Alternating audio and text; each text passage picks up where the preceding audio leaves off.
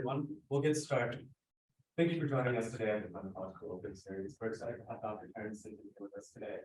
Before we get started, I wanted to remind the audience that our culture is to allow the speaker to present their first 30 to 40 minutes, only clarifying questions from the audience. Of course, the speaker may pause, ask for feedback, but otherwise we ask people to be more substantive questions until the end of the presentation. Truly value audience engagement and hope to have a dynamic and constructive discussion at the conclusion of the presentation. I'll now turn it over to Dr. Hinton to do such process. To do introduction number 2. We're so happy to have Terrance here today. Terrance, this will be a little different type of talk than we typically have for the colloquium. And that Terrance won't be presenting one of his research papers per se. Terrance is a community engaged scholar. You'll get a better sense if you're not familiar with what it means when he does his presentation. But one of the things it means is that he does a really good job of integrating his research, teaching, and service, and they all kind of flow together really well. Dr. Hinton's research area and scholarly contributions focus primarily on reentry issues with a really big focus on workforce development. This is workforce development people and criminal justice people in the room today. Recidivism, public health, other existing barriers that prevent individuals from reintegrating into society. He started with a BS in biology and made a bit of a switch. He has a master's in criminal justice from Southern University, and his PhD is in public policy and management with a focus on criminal justice from Walden University. He may be, those of you in the Glenn College may be familiar with him because he teaches our criminal justice administration class as part of the MPAL program here in the Glenn College, and he teaches a number of criminal justice classes for the sociology department too. So recently he served as the program manager at Elvis Incorporated, which does a lot of reentry work. There. And next semester he'll be teaching in sociology one of his favorite classes, Inside Out class, in which 15 of the students in the class are actually inmates inside the Ohio Reformatory for Women, and 15 of the students are outside students, Ohio State students who join the students there. So he always has a lot of fun teaching that class. So in addition to teaching, currently is working on some research projects for the Ohio Medicaid Released Enrollee Study with the GRC, the Government Research Center at the College of Medicine, and then also talked about his teaching, his research, and in terms of his service, his reentry work with the Plum community led him to be nominated for the 3rd annual Central Ohio Social Justice Award office. So he's very busy doing lots of different things, and he'll share some of what he's doing with us today. Good to have you here, Terrance. Thank you so much, Dr.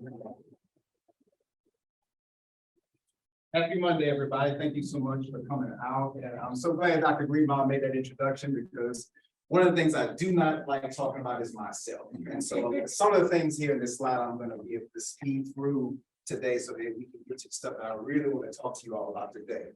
So the title of my presentation, Free But Not Free, Workforce Development Barriers of Economic Mobility for those who are justice involved. To date, I've worked with close to 3,000 people who have been involved with the justice system. So we're talking about individuals in prison, individuals in and out of jail, individuals who've been out in the community for quite some time. I actually am working right now with a gentleman in a halfway house who he just finished a 48-year sentence. And so the world has changed, obviously. And one of the biggest things that we're working on is an iPhone. For many of us, that's something that we don't think about. But if you've been gone for almost 50 years, you can imagine some of the barriers that they face. And so those are some of the things that I do. Did I mention I love what I do? Yes, we're going to talk about that as we move forward. Oh, but before we get started, while he's working on that, one of the things I like to do, I'm going to jump right in. And this is a timeline. Okay, of an individual, and it could be representative of many individuals I've worked with. I like to do timelines. Tell me about major events in your life. So I'll do one, and the client that I'm working on with will do one. So this is an actual real live one, but for the sake of privacy, we'll call him John. And so John comes to me and we do a timeline. And so I kind of copied this onto this presentation. John comes from a single family. And as I talk about this, I want you to imagine you're in John's shoes, okay? John comes from a single family. His father is incarcerated. So he's raised in a single family home. Poverty is a big thing. Did not grow up with a lot of money, a lot of trauma, sexual abuse, drug abuse. Has no education, dropped out of high school.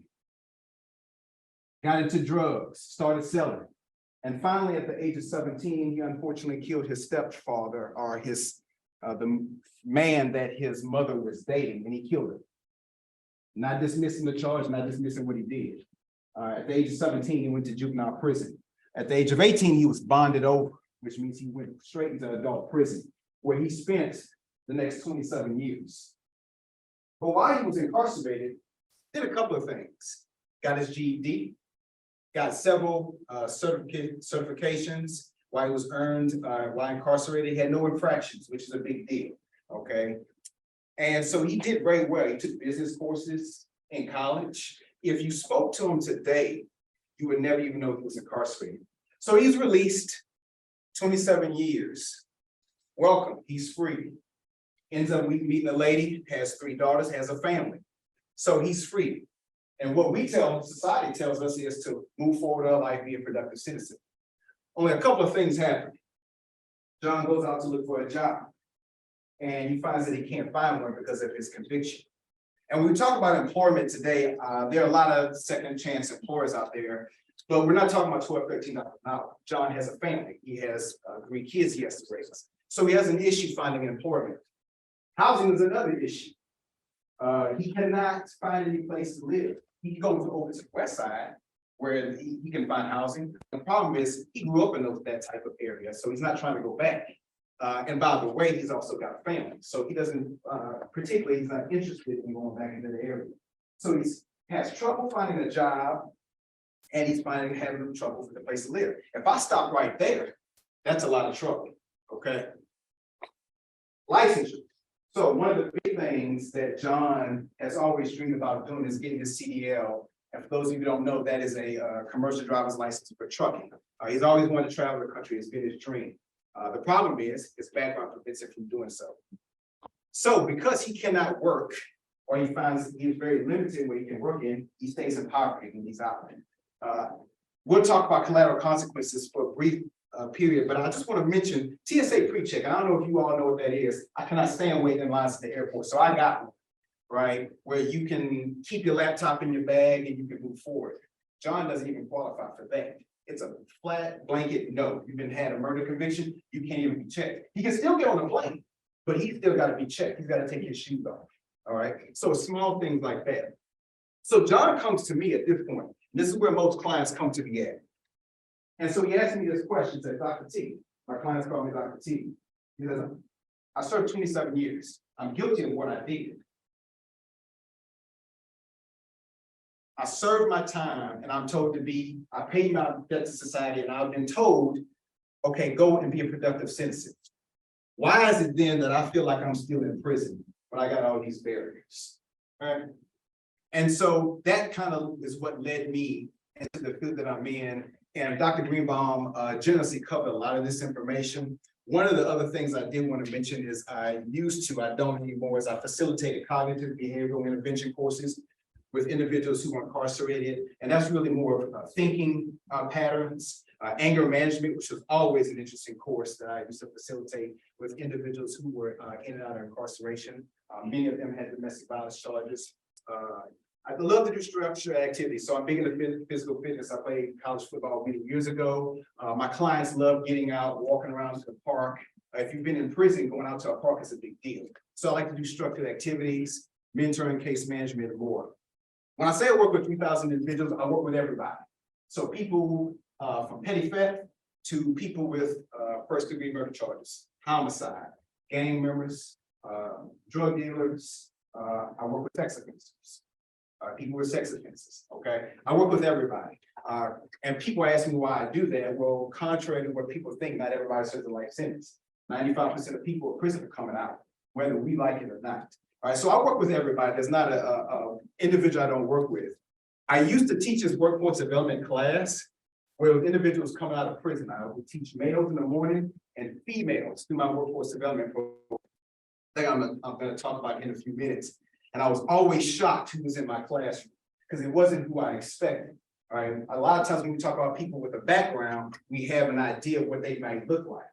And tattoos on their face and all these type of things, uneducated. I got some of that, but I also got a lot of people I didn't expect. Suburban housewives, lawyers, my favorite was prosecutors. I got Ohio State troopers. I've had university professors published that came into my classroom that had a felony background and could never go back into what they could do again because of what they did. So I got everybody in my class, bank managers, Ohio State educated, master's degree individuals that came into my classroom. So when I say 3,000 individuals, this encompasses a lot of people.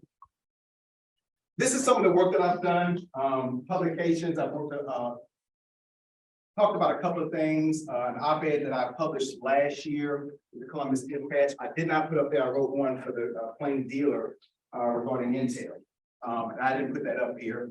And then some media affiliations. I'm going to talk about my program that I managed in 2020 that got recognition from WOSU Media. It was a new workforce development program that started in 2020. So this is just some of the work that I've done. And Dr. Greenbaum already talked about the project I'm on, the OMRE study, where we're looking at, certainly on the qualitative side, where we looked at essentially how does Medicaid reduce, help and reduce recidivism. For those of you who remember the Obama Care Act expanded Medicaid to where individuals who were incarcerated could enroll 30 days to the door. So through the study, a lot of people were enrolled, and what we're doing is going back and looking at it and asking the question, how has this helped you as you've gotten released? All right, and so it's again something that I love doing and something that I enjoyed working on. These are some of the community activities that I do. Again, for me, as Dr. Greenbaum said, I see myself as a community scholar. That's what I was called to do, and so a lot of my work is also within the community. When I wrote those letters on my shirt, Ohio State University, John Glenn, I am an extension of this university when I'm out in the community, and it's important that I am seen and that I am visible as a scholar. So I participate in a lot of things when it comes to all aspects of reentry. So this is just some of the stuff that I do. One of the favorite things I love doing is mentoring my kids. I call them my kids, my students. Many of them come through my class, and I kind of look at them, this is the next generation of people. And so I throw them right into the fire. Oh, you're interested in reentry? Okay, let's go. So I take them by the hand and I kind of throw them in and say, let's go. Because a lot of the information that they know are things that my clients need. So to date, I've probably connected close to 35 to 40 students at some of these places, Alvis and the Reeb Center. Please go check out the information. There's a number of nonprofits that are housed at the Reeb Center. And so my students have done great work for both these agencies. And so I like to connect people. So they're not just getting an education here, but taking that next step and going into what they were called to do. And this is the one project I'm really excited about. Dr. Greenbaum talked about this too. I will start my first class in January at ORW. But what I wanted to tell you is, by all means, please get involved. There's a number of courses that we offer. I want to say my colleague, Dr. Adams, is on. He's teaching a creative writing class at ORW as well. But we're always looking for additional people to come and teach classes in prison. So it's not just corrections, but there's a number of courses that we are offering, and we're looking to expand. I'm on the advisory board, so I encourage you all, if that's something that you're interested in, please check out the website below for additional information. So, okay, now that that's over with, what are you here for today? One of the things that I want to talk to you about is understanding some of the challenges that individuals face when leaving prison. It's very important. There's a number of areas that I want to cover, particularly within the employment realm, and understand those economic implications. Because a lot of people come and say, okay, so what? Dr. T can't get a job because his background, that's not my problem. Well, I'm here to tell you, you also pay for it as well. And so I'm going to talk about that as well. And the big thing is I like to identify solutions. With the line of work that I'm in, there's a whole bunch of problems, always a lot of problems. Working in the correctional field, it's a lot of things that come across my desk and come my way. But I'm a competitor. I've always been up for the challenge. And so we'll talk about identifying what some of those solutions are. Before I get started, I do want to acknowledge, and this is very important because I work with a group of people who, quite frankly, have done some bad things. I'm not going to dismiss that. And so for anybody here or anybody online who's been impacted by a crime, been a victim, family from close one, you have my sincere condolences, because I do recognize, and one of the things I talk about with my clients is acknowledging the mistake that was made. And so I do want to acknowledge that this morning. So what? Okay. All that's great, Dr. T. Why are we here today? So I'm a big mission vision guy, okay? Because to me, that's the stamp that you place on yourself. We all stand for something in here, right? Ohio State, Glenn College, this Colloquium series. What are the objectives? And so some of the things that I went back and looked at when I said, okay, what do I want to talk about? I want you to think about terms as such as innovative, different approaches, diverse perspectives, increasing recognition, research collaboration. Those are things that I think of every day when I'm going about my business, whether it's here teaching or whether it's out in the community, okay?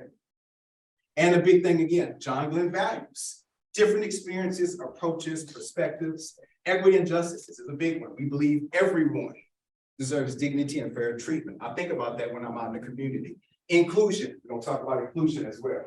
All right, objective, reflective, and inquisitive. I want you to think about all these things as we go. It's a little bit more broad, and it's really taking a step back from the research component. But be patient, because at the end of this, by the time I'm done, I'm going to tie this all together. So let's get into the nitty gritty. One of the big things we talk about when I sit down with a client, has the credentials, has the skills sometimes. The big thing is the background check. There's not an employer today that does not have a background check, okay? The problem is if you have a criminal history, whether it's an arrest, a felony, or misdemeanor, it's like a scarlet letter that is on your chest, all right?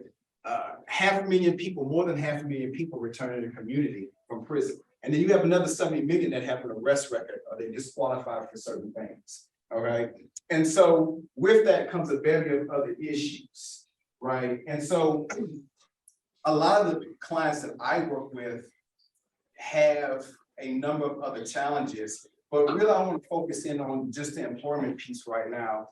Poor job search and interview skills are basically the biggest problem right now with clients. They are terrified of this thing here. That's what they call it, this thing. They're terrified of it.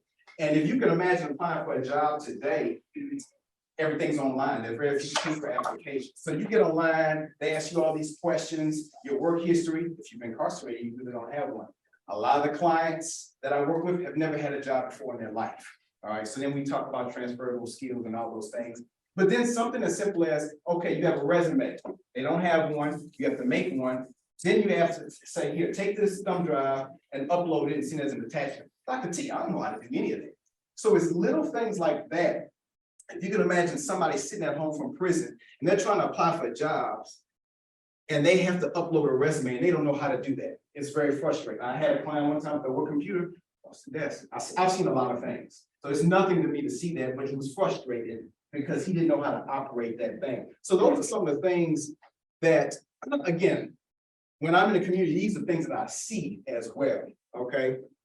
And again, job application is going to ask you about your conviction history. You see this picture here, we talk about banning the box. One of the things about banning the box is that it's great, but at the end of the day, you can ban the box on me, but if I'm somebody you're interested in, at the end of it, you're still going to run me. You have to do that, okay? And so a lot of my clients will get through that process, will start working, and then 2 weeks later, they're turned away when the background check comes through. And I've seen grown men in my office in tears because now they have to start all over again, okay? Why is this important? Why should I care?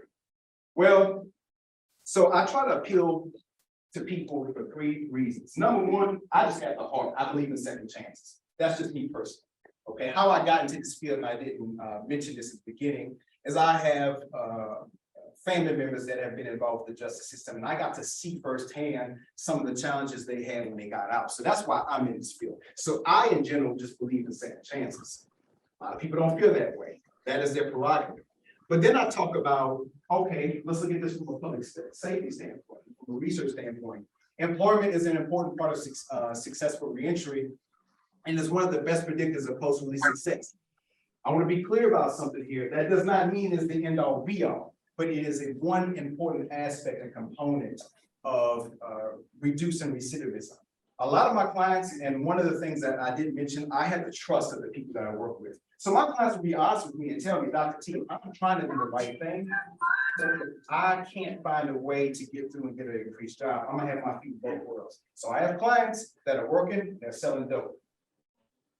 All right, they gotta make ends meet, they have kids to feed. I'm not excusing the behavior, but these are the things that I know and that things that I see, okay? I've also seen clients get good jobs, and it is a generational impact, all right? Shutting people, so a lot of people say, okay, I get the public safety piece, reducing recidivism. Okay, maybe I don't have a heart for people in the background, but so what? Well, it also costs us $87 billion a year in lost gross domestic product every year. And what I like to put down here, and you can look this up for yourself, I have all the citations at the end, is this is how much we pay every day, how much you pay. $97 a day, $35K a year to house somebody who's incarcerated. But that's not it. Not only are you incarcerating, and take me for example, not only are you incarcerating me, but you're taking me away from the family. Well, I might have been the breadwinner in my family. So not only are you removing me, you're removing that money. So who takes care of the family that's left behind? You do. Because a lot of the clients that I had to deal with came in and I actually personally assist getting food stamps, Medicare, any sort of state-funded initiative to help take care of the families. It was because that significant other was incarcerated. I'm not suggesting that you don't incarcerate people.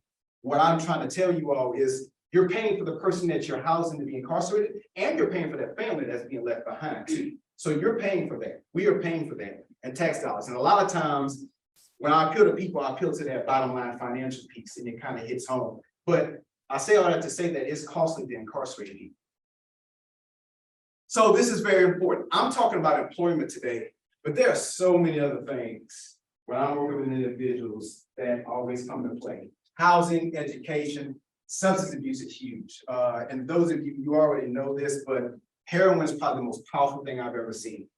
And now you talk about fentanyl, it's 100 times stronger. I carry Narcan in my car because I've had to try to revive several of the individuals when I'm in a halfway house who have overdosed. Okay, drugs are in and out of halfway houses, prisons, everywhere. All right, fentanyl can kill you. It is one of the most powerful things that I've ever seen. I could do a whole presentation on substance abuse by itself.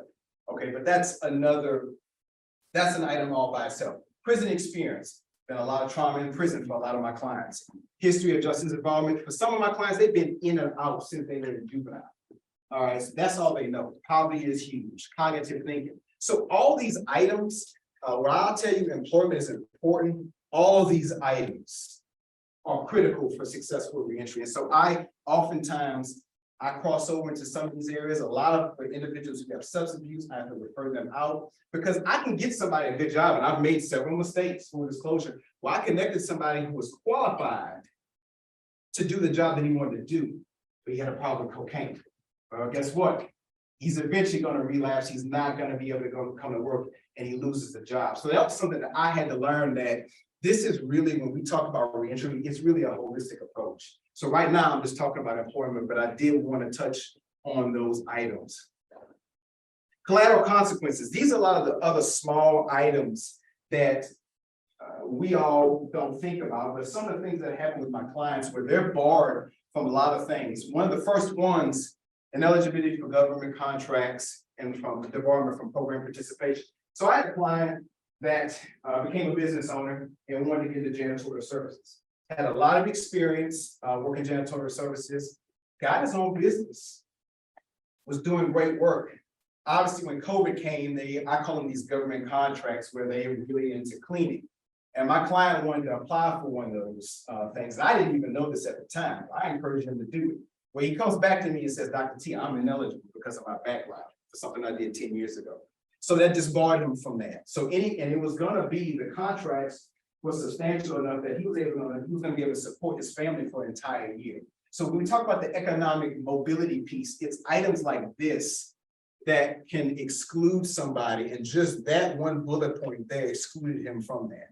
All right, and so there's a whole bunch of other things that can restrict individuals from moving up. Registration, lifetime supervision, and residency requirements. All right, I want to touch on this because first thing people are asking with Dr. T, are you saying that people who are registered sex offenders should register? And say that. All right, I'm just making you aware of the fact that there's a lot of barriers for a lot of these individuals. Guess what? I don't want to scare you all, but do a search of all the people with sex offenses in your area, in your community. You'll be shocked. They live all around. All right, they're in the community. They're out of prison. And so what would you have them do? And so when I say registration, there are a lot of nuances there where we can look at things and say, wait a minute, does this make sense? And so I'm not suggesting that people should not have to register, okay? A lot of my clients that I work with, they go back to jail and prison. There's a lot of reasons for that. Some people are not ready, okay? So I don't want to be dismissive of that. But I did want to let you all know there's a number of things. Voting is a big one, not here in Ohio, that can stop individuals from kind of making any kind of improvement in their lives. Just one political spectrum, not here in Ohio, but there's a lot of states where you still can't vote if you have a felony in your record. Could you imagine what a presidential election would look like if people, minorities, mainly, who are incarcerated, if just half of them would be allowed to vote? What a presidential election would look like, what a government election would look like, what a mayor electoral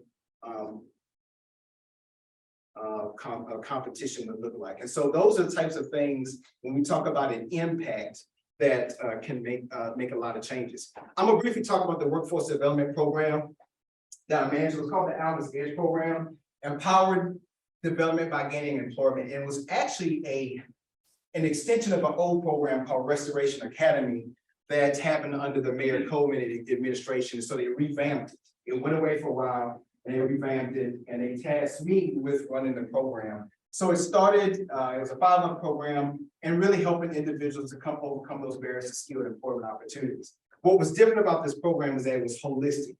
And so again, Dr. T comes in and needs a job because of his background, but he also has a substance abuse issue. So we were also trying to connect and refer them to address some of those other barriers. And so this is a program that was housed in Alvis. It's still running to this day, but it's providing the coordination with the City of Columbus and Workforce Development Board of Central Ohio. You can't really tell in this picture, but this is Mayor Ginther. This was our opening day ceremony. And actually the link that I gave you all in the beginning, you can listen to this on WOSU Media, where they're covering this. They covered us for an entire 5-month period because it was a new program. Well, this started in January 2020. So I'm busy. It's already hard enough with the work that I'm doing to do this and run this program, a lot of nuances. Coincidentally enough, I was actually teaching here at OSU during the day. So I would teach here during the day, then I would go to this program the rest of the day. And we all know what happened in March, right? The world shut down. And so then the task was, how do we figure out, how do we run this program? I don't have the time to talk about all the things that we had to do, but at the end of the day, we were very successful in getting most of our individuals employed, in obtaining industry recognized credentials. I had several students get their GED. I got 5 that are still in college doing well, and I had 5 individuals to vote. You can actually listen to this story because Paige Flager did a follow-up story in June that talked about that first class. So it was work that I was very proud of, and managing that program and managing the staff. It was probably one of the craziest times in my life because all of a sudden things went online, and how do you do that in this space, working with people coming out of prison? Economic mobility.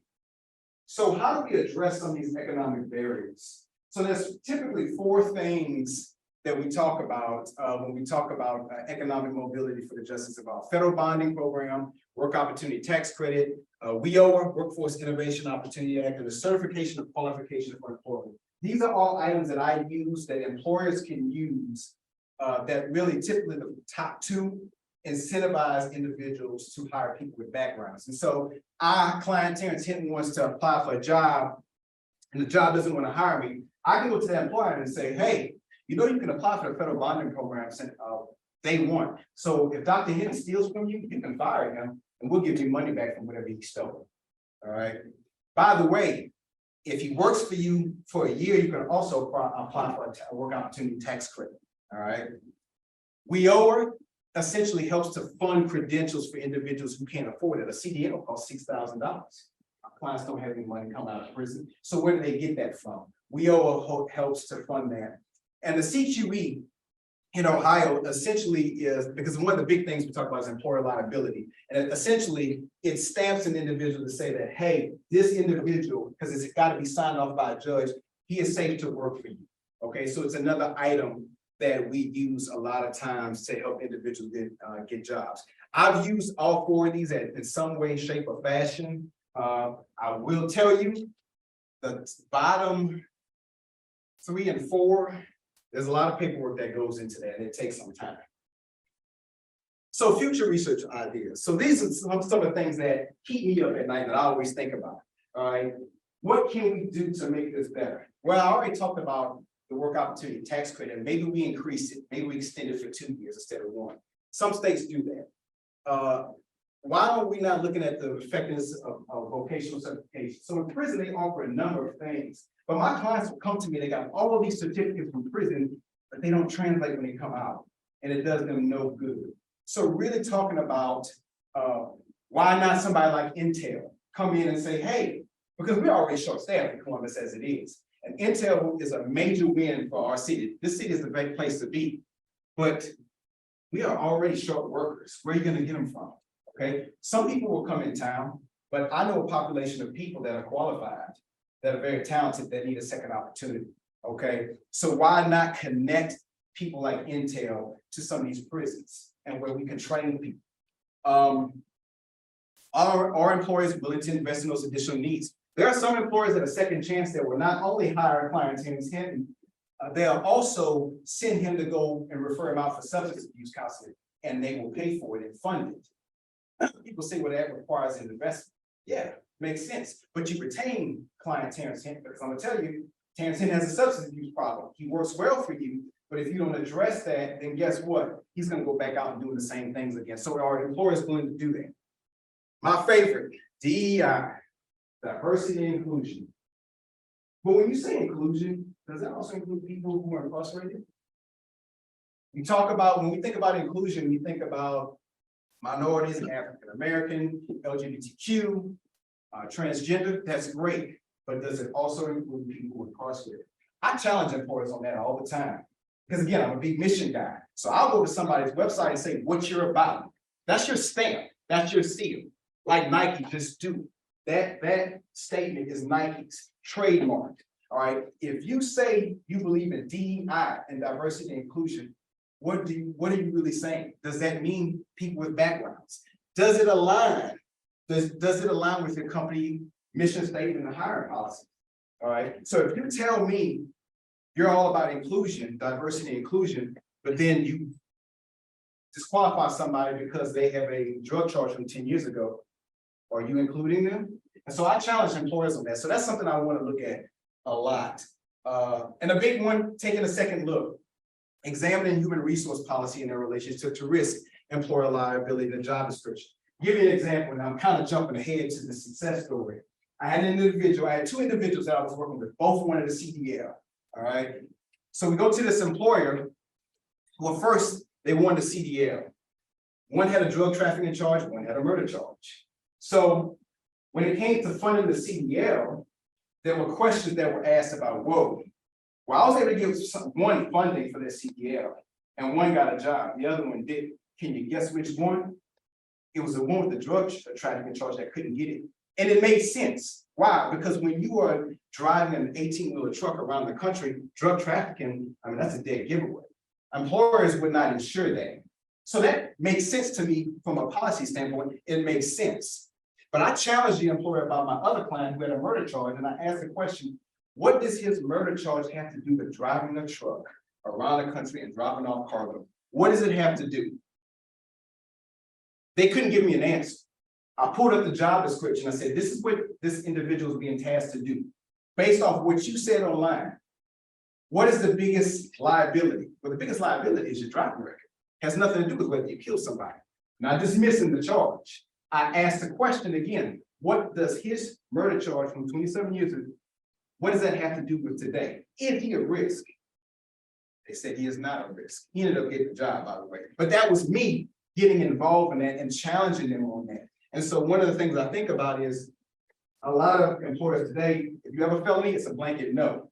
And so I am looking at, why don't we take a second look and say, wait a minute, let's think about it. Does the charge make sense to the job description?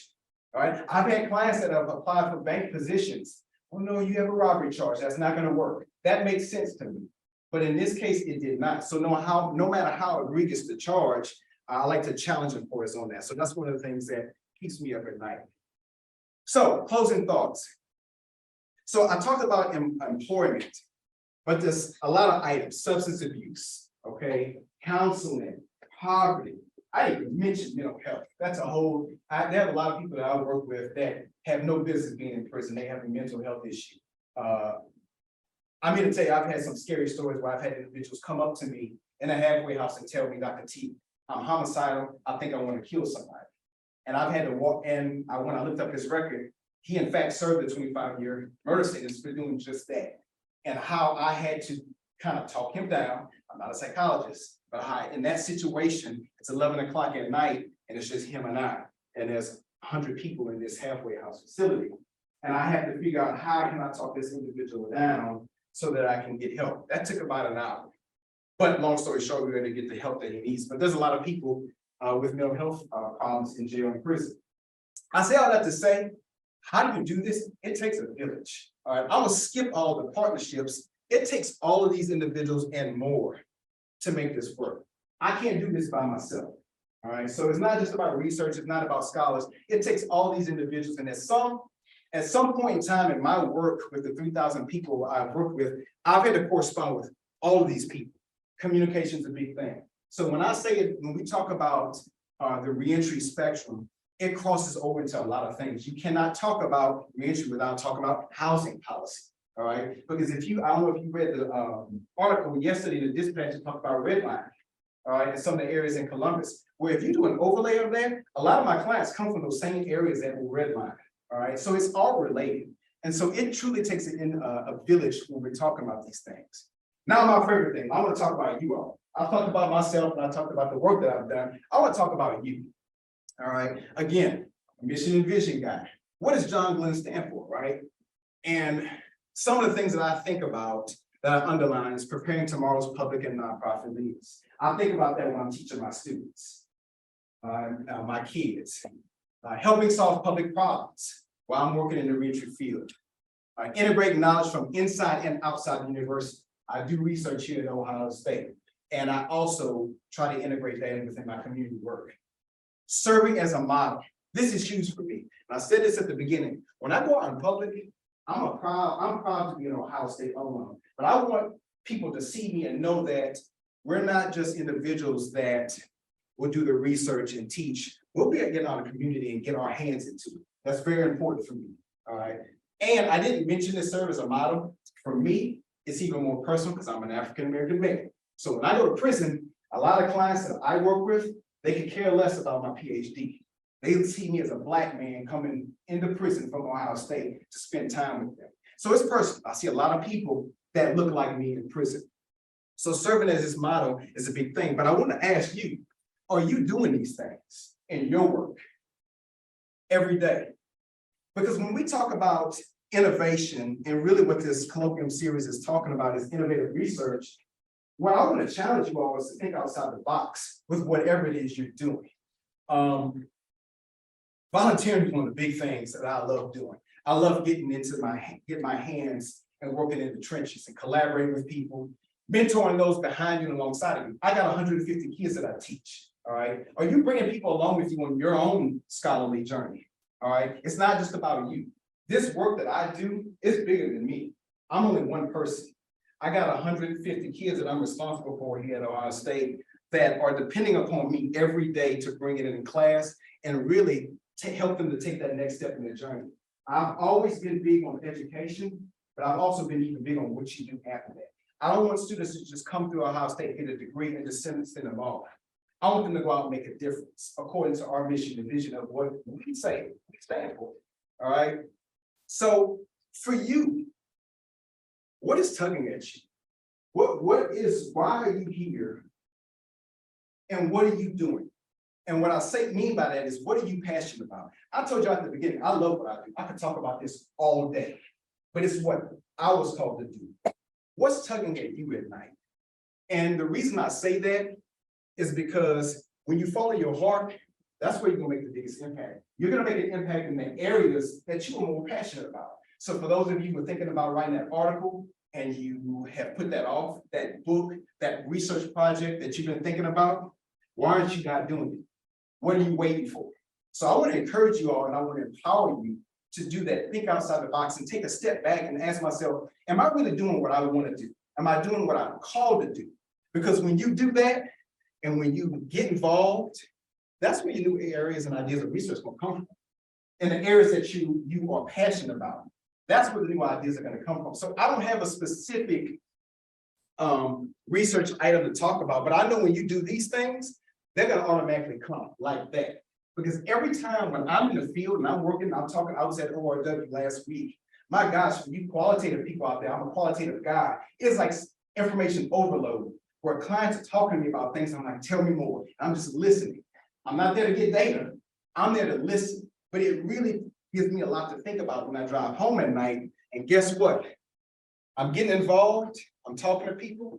That's where my new ideas come from. That's why I've written those articles, because it was based off of things that I saw. All right. I want to leave you all with this two quotes that I really love. Live your life by design and not by default. Obviously, you all can read, so I don't want to read it. But one of the things that is so important about these quotes is that we have the power to choose our course in life. And so when we talk about, I asked you the question 5 minutes ago, why are you doing the things that you're doing? You have a choice to shape your own life and your own path. And so I encourage you to do that. Find out how good you can be. Many of you are already accomplished. Okay, I know many of you in the room, you are already accomplished, but what's next? Okay, don't just be satisfied with the status quo. What's the next step for you? And so I say live your life by design and not by default. Find out how good you can be. Oh, almost forgot about John. So, and I mentioned this before, John, I was able to work with and get his CDL funded by Ohio Means Jobs. It was $6,000. Took a long time, a lot of paperwork and a lot of back and forth. But we were able to get him the CDL. I can't name the employer. They wanted to not disclose that information, which is fine. But I'm happy to say he's a CDL truck driver today. And he even told me a story about dropping off his supplies at one of the penitentiaries that he was incarcerated in. And it was like a moment for him where he was almost in tears, because it was like a full circle moment where he was allowed to come in, drop his stuff. He said the biggest thing, Dr. T, was that I got to leave in his truck. And he is a certified CDL truck driver today. So I did want to tell you all, there are a lot of clients that I work with that end up going back, but I have a whole bunch of success stories. Okay. If you want to contact me, that is my email, LinkedIn address. Ask me questions, whatnot. I'm happy to always talk about things related to reentry. Those are my references. And that is it. Thank you so much for your time today.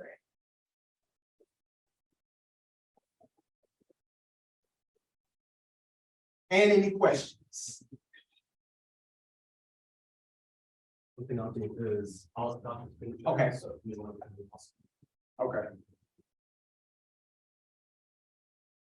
Somebody else have a question. This is an amazing presentation. In Woodward, Oklahoma, there was a newspaper article in the transcript that the department, the water department, had hired an inmate who had been convicted for 3 years. He was African American. And in his second year, they asked if he wanted to work at the water plant. So they gave him the skills, hands-on. And after 2 years, the department, after he was released from his service, so the 3-year service is probably a minor and other things, right? Because they said it's pretty heavy. So that was an assured re-entry into society. This kind of like an internship program, and after 2 years, you have the skills to do the diploma or whatever they want them to do. I can see there's a differentiation between the multitude of people who are incarcerated for minor offenses, and maybe there is change on the way, right? As compared to people with a murder conviction. I can imagine that you have to do two very different tracks. To get away in. It is, and one of the big, I'm glad you brought that up, because a lot of times when people talk about opportunities and reentry, we talk about people with nonviolent offenses. And there's a lot of them. There are a lot of people with nonviolent offenses who could have those same success stories. The one thing that I always touch upon is people with violent offenses are coming out of prison too. They're coming out. So I always like to tell people, whatever your personal view is about people who have done, have violent offenses, that is your prerogative to think that way, but they're still coming out of prison. They have served what society has said, hey, you have served your time. So no matter what the charge is, we have to you safe to come out in the community. And so it is a lot more challenging, because the big thing, and I understand this from employers, liability. What if something happens? We are liable. So I understand that. So a lot of times, we have to sit down. If I got to get my hands into it, we have to look at, okay, and that was one of my research questions is, does your policy make sense to this individual in the job description and the charge? All right. And so there are some situations where, okay, it does make sense. But I always like to tell clients, I don't promise them anything, but I say, okay, can we work something else out? Maybe you can't work the cash register, right? Maybe it's loading boxes. And again, that's just a starting point. So it's really talking about, okay, you can tell me all the things that you can't do, but what can you do? I've always looked for, let's find a way, what can you do? I'm big on those type of things. I have a list of things that we can't do, but what can we do? And so I think that is an important point to distinguish that when you're working with people with nonviolent offenses, it is a lot easier than working with somebody with a murder charge, but you really got to do some homework. You got to have a conversation. A lot of times I have to speak for that individual. And this is individuals that I've worked with for a long period of time. I don't vouch for everybody because not all my clients are honestly ready. So no, I'm glad you brought that up. Yes, sir. Terrance, I think I have a couple of questions. One is, you have worked with a lot of people here in Columbus area. So I'm curious, as people are looking for jobs, whether there is variation in the level of difficulty based on the types of organizations where they apply for jobs. So I'm thinking about, say, government versus nonprofit versus private sector. Do you see much variation across those three sectors? That's good. I'm sorry. And then I have another question. So right now, in terms of policy discussion about this, there are a number of ideas that have been talked about, and you mentioned about certificates. But then there's another one that people are talking about is insurance, liability insurance. So I want to get a sense about how you feel about that. Okay, sure. So to answer your first question, what I have noticed a lot of times with nonprofit is the easiest to get clients into, because for a lot of your nonprofits, you're serving that population. So it's always like, well, how can we be for this population, but then we won't accept people who actually have been through the programs, they've become successful, or they want to run out workforce. How can we turn those away? So I found that to be one of the easier sectors to get into.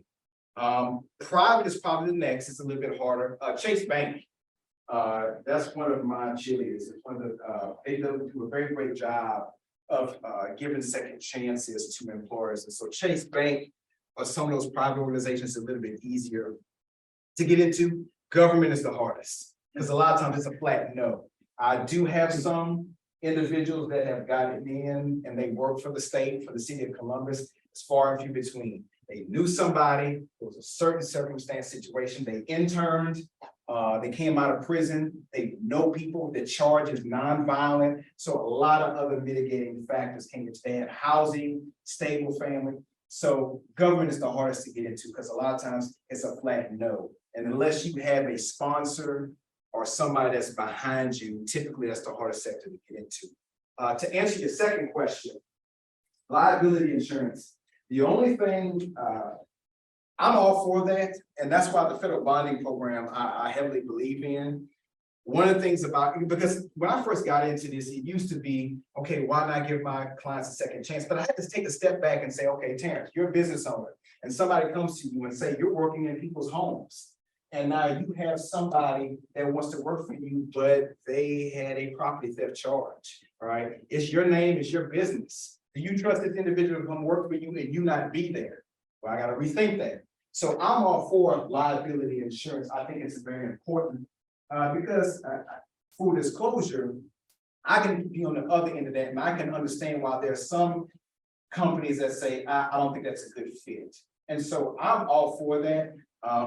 For me, it's got to make sense. And at the end of the day, what I think about is, okay, it's no over here, but can I get a yes somewhere? All right. We can't just continue to tell individuals, no, you can't work here. No, you can't work here. No, you can't work here. There's got to be somebody that says, okay, I'll give them an opportunity. I don't want them to be handed anything, an opportunity. So I believe in that, and I understand liability insurance. And so to me, I've learned when I took this approach from both the employer and the client perspective, I've been able to make a lot of headway. So I don't know if that answers your question. We also have a question on the Zoom. For the person who has the name Townsend, would you mind unmuting and sharing your question? Sure. Really appreciate your presentation, Terrance. Good to hear your thoughts and your perspectives and all the work that you're doing. A couple questions about framing. Much of your presentation, I would characterize as rooted, grounded very squarely in restorative justice, yet you never use the phrase. I'm wondering if you would share a thought on how that choice of framing of content, where much of your practice, policies, and engagement have demonstrated, and in my view, come from a sort of frame, yet you didn't use the term. Any slight reflections on that? And then second question on what does it mean to you that the Ohio Department of Rehabilitation and Corrections defines as its mission statement reducing recidivism among all those we touch? Townsend, always asking great questions. So the first question when it comes to restorative justice, I think that is an important piece, and while I did not specify it, it is something that I really do. One of the big things about restorative justice, and I didn't mention this, and I'm glad Townsend brought it up. Part of restorative justice is also being acknowledgement for the victim and the crime that was committed. I will tell you, I get clients all the time that will come to me and say, I was innocent. First thing I tell them is, be a lawyer, because I'm not a lawyer. When you start talking about innocence, you're going back into the past, all right? And so there are innocent people that are in prison.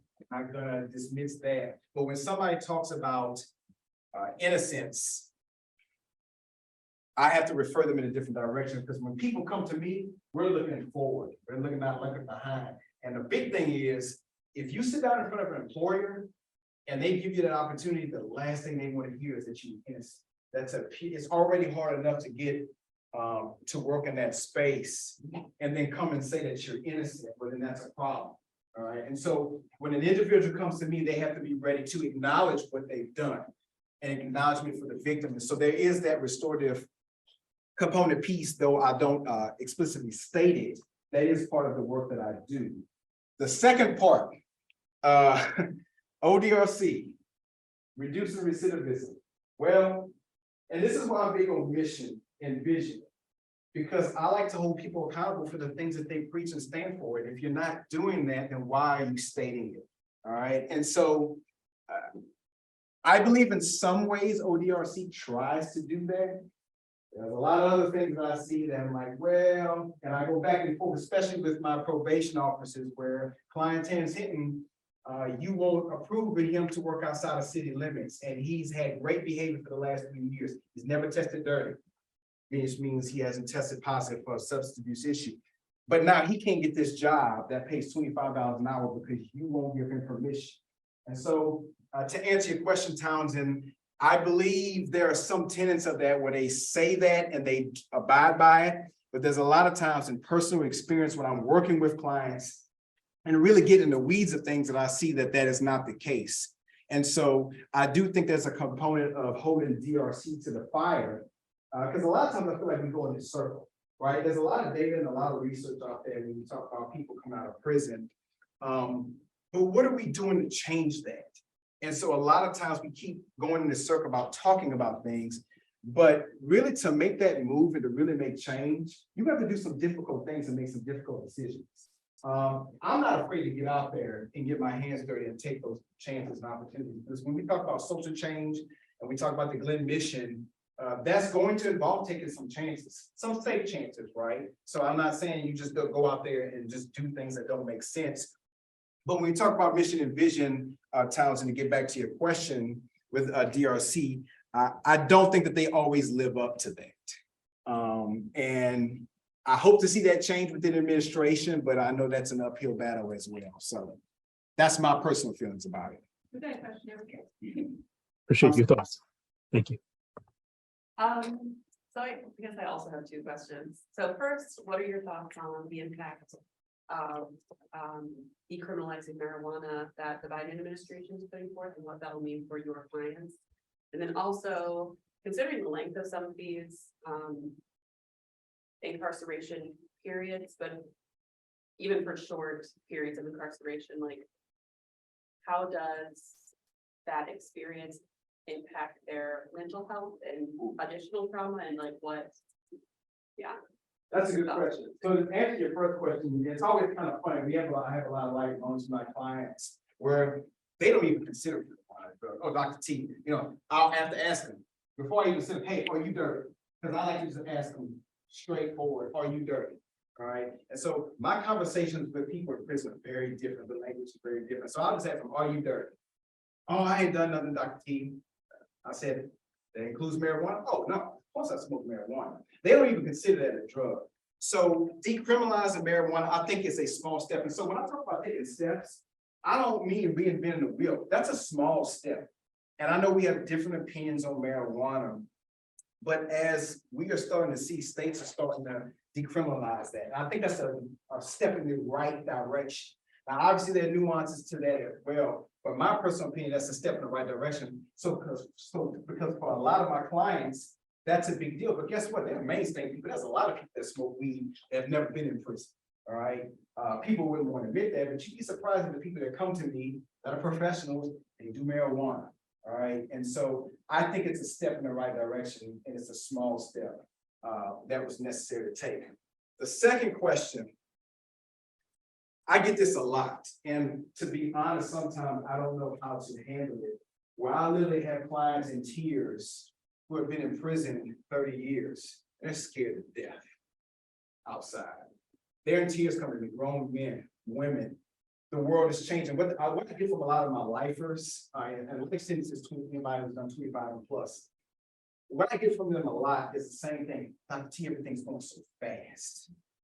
I'm just trying to wash my hands at the bathroom and I don't know how to. And all you got to do is I have to show one guy, just put your hand under the ear and the water automatically comes out. That's frustrating for them. So the mental health aspect of it is huge. And so you have a lot of people right now that are being released. I'm working with this guy who's been in 48 years. He luckily has some place to go. But I have a lot of lifers that come out, there's no place to go. Their family is gone, passed away. The world's changed. Now you got this pandemic. Well, whatever we're in now. And they're terrified. And so the mental health aspect of that is critical, where it's not necessarily a schizophrenia, it's not a anxiety or stress. It's, I don't know how to integrate myself into this society now that I don't know. All right. Cars are going, there's no such thing as payphones. I need to contact my family members so I can get my certificates and get my birth certificate so that I can get my driver's license. I don't know how to operate this phone, Dr. T. Somehow I got locked out. And that's a big deal. All right. Things that you and I take for granted, that becomes a stress, that becomes a trigger for a lot of them. So I have guys that'll leave the halfway house facility, they can't. They'll go back to prison, institutionalized. In prison, routine, they knew when count time was, they had their meals, they had their structured activities. You have some prisons, there's a lot of things you can do in there. had my reading time, my library, I at least knew where I was going every day. All of a sudden, I walk out into this world, and that's what I get from clients all the time. Dr. T, everything's just, everybody's moving all over the place. So the mental health aspect of it is huge, particularly for people that have been in prison a long time. The world is a fast place. And if you've been in prison before, just to visit, you can understand why. When I go into prison, I can't bring anything with me, and it's all about what you're told to do. And so then all of a sudden they release you. Some people don't get to go to halfway houses. They're released right into the world. 20 years. And now you're expected to go figure it out, be successful. You got all these barriers that I talked about, but the world is so much faster. So mental health in that regards is a huge deal. That's a great question, because I deal with that a lot. Are there any other questions? I'm more questions. On that note, actually, I think we're past our official time, so if anyone does have to go, feel free, but Dr. T, if you have a couple minutes afterwards, Absolutely. feel free to stick around in the Zoom as well, and thank you all so much for coming. Thank you so much.